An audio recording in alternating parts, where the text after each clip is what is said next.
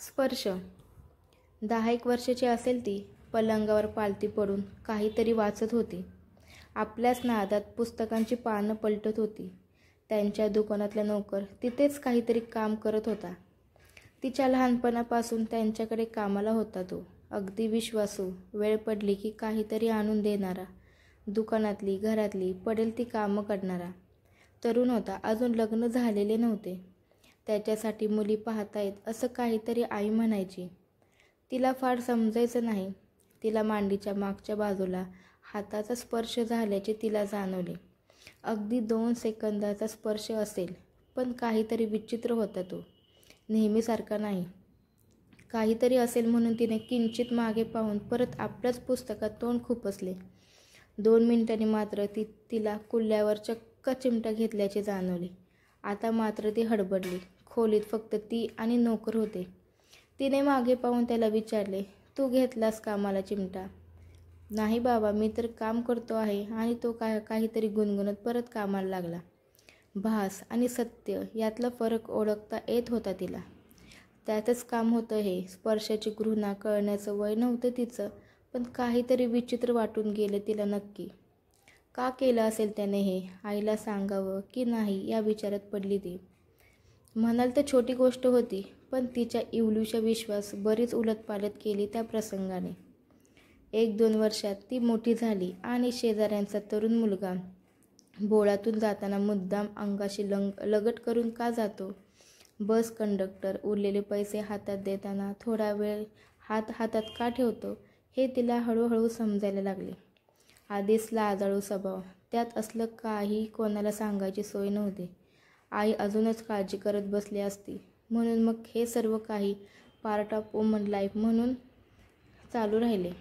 आजीचा मौस, आईचा हाताचा स्पर्श, रात्री झोपताना बाबांनी मायेने फिरवलेल्या हाताचा स्पर्श, भांडताना झालेल्या भावाचा धस मुसळा स्पर्श. मनाच्या रस्त्यावर मागे पडले.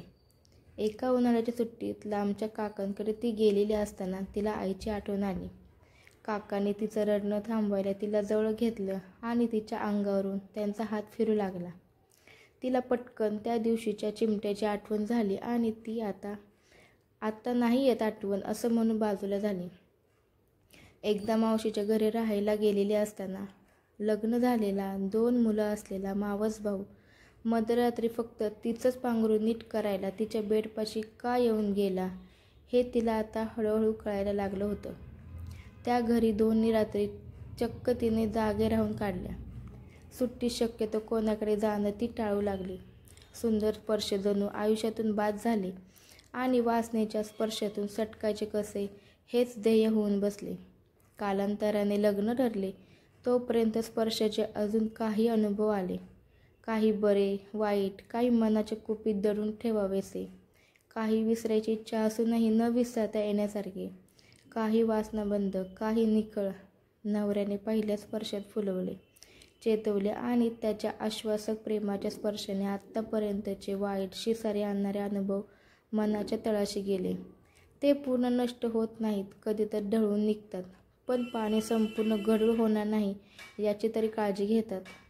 आज तिच्या आयुष्यातला सर्वात आनंदाचा दिवस, तिच्या लेकीचा जन्म. दिवसभराच्या गोड कौतुकाने खूप थकलेली असली तरी आज फक्त त्या दोघी एकमेकींजवळ असताना तिने आपल्या लेकीचं इवलीचं बोट धरून तिने तिला एक वचन दिले. स्पर्श सुंदर असतात बाळा आणि वाईटही असतात. माझ्या प्रेमात तुला या दोन्हींची व्यवस्थित ओळख मी तुला करून देईल. त्यांच्याशी डील करायचं बळ मी तुला देईल.